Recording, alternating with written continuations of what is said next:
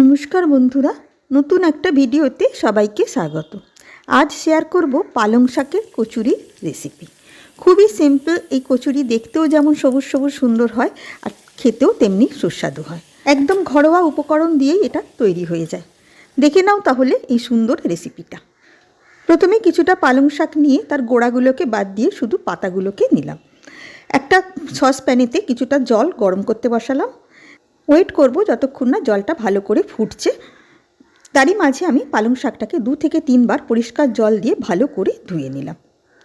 এদিকে সসপ্যানের জলটা যখন ভালো রকম ফুটতে শুরু করলো তখন গ্যাসটাকে বন্ধ করে দেব। বন্ধ করে দিয়ে ওই গরম জলে শাকগুলোকে 10 মিনিট মতন ভিজিয়ে রেখে দেব। এই সময় কিন্তু গ্যাসটা আমি বন্ধ করে দিয়েছি।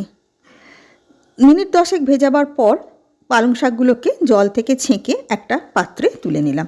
ওয়েট করব পুরোপুরি যতক্ষণ না ঠান্ডা হচ্ছে ততক্ষণ পর্যন্ত। ভালো রকম ঠান্ডা হয়ে যেতে শাকগুলোকে মিক্সার জারের মধ্যে দিয়ে দিলাম। সঙ্গে দিলাম 2টো কাঁচা লঙ্কা, 1 টুকরো আদা। আদাটাকে আমি একটু গ্রেট করে দেবো, তাহলে বাটাটা বেশ ভালো হয়। আর দেবো তার সঙ্গে কিছুটা ফ্রেশ ধনেপাতা। সবগুলোকে মিক্সিতে দিয়ে ভালো করে একটা পেস্ট বানিয়ে নেব। কোনো রকম জলের ব্যবহার কিন্তু আমি করিনি, পালং শাক থেকেই যে জলটা বেরিয়েছে। পেস্টটাকে একটা পাত্রে ঢেলে নিয়ে একে একে মশলাগুলো যোগ করব। প্রথমে দিলাম স্বাদ মতো নুন, তারপর দিলাম 1 চা চামচ মতন জিরে গুঁড়ো। আমি এখানে সাধারণ জিরে গুঁড়োই ব্যবহার করেছি, তোমরা জিরে ভাজা গুঁড়োও ব্যবহার করতে পারো।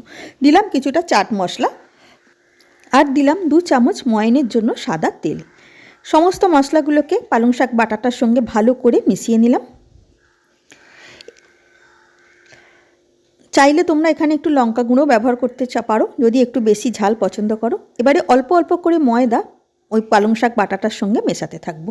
কোনো রকম জল কিন্তু আমি এখানে দেবো না, তবে আমি এখানে শুধু ময়দাই মেশাচ্ছি। তোমরা চাইলে আটা ময়দা মিশিয়েও মেশাতে পারো বা শুধু আটারও এই পালং শাকের কচুরি বানাতে পারো। আস্তে আস্তে ময়দাটা মিশিয়ে যতক্ষণ না শক্ত হচ্ছে, শক্ত একটা ডোয়ের মতন হচ্ছে, ততক্ষণই ময়দাটা মেশাতে থাকতে হবে। এখনও বেশ কিছুটা নরম আছে বলে আরও কিছুটা ময়দা আমি দিয়ে দিলাম, দিয়ে আবারও মেশাতে থাকলাম। আস্তে আস্তে দেখবে জিনিসটা অনেকটাই শক্ত হয়ে আসবে এবং যেমন আমরা ময়দা মাখলে ডো একটা তৈরি হয় সেরকম ডোয়ের মতন ফরমেশন এসে যাবে। দেখো ডোটা তৈরি হয়ে গেছে। এটাকে এবার রেস্টে আমি মিনিট 10 জন্য রেখে দেব। 10 মিনিট বাদে ওই ডোটা থেকে 4টে লুচির আকারের লেচি করে নিলাম। একে একে 4টে কচুরিকেই বেলে নিলাম। এবারে ভাজবো। তার জন্য বেশ কিছুটা সাদা তেল গ্যাসেতে বসিয়ে ভালো করে প্রথমে গরম করে নেব। তেলটা ভালো রকম গরম হয়ে যেতে একটা করে কচুরি ছেড়ে দিলাম। হালকা হাতে একটু চেপে দিতেই আস্তে আস্তে জিনিসটা ফুলে উঠবে। গ্যাসের ফ্লেম মিডিয়াম টু হাইতে থাকবে। যেমন নর্মাল আমরা লুচি ভাজি বা কচুরি ভাজি সেরকমভাবেই ভেজে নেব। দেখো বেশ সুন্দরভাবে ফুলে উঠছে এবং কালারটাও দারুণ সুন্দর এসেছে। একে একে 4টে কচুরিকেই আমি ভেজে নেব। শীতের দিনের এই টাটকা পালং শাক দিয়ে যে কোনো দিন তোমরা ট্রাই করতে পারো। এইভাবে খুব সহজে তৈরি হয়ে যায় এবং বেশ টেস্টিও হয়। আশা করি ভালো লাগলো। ধন্যবাদ।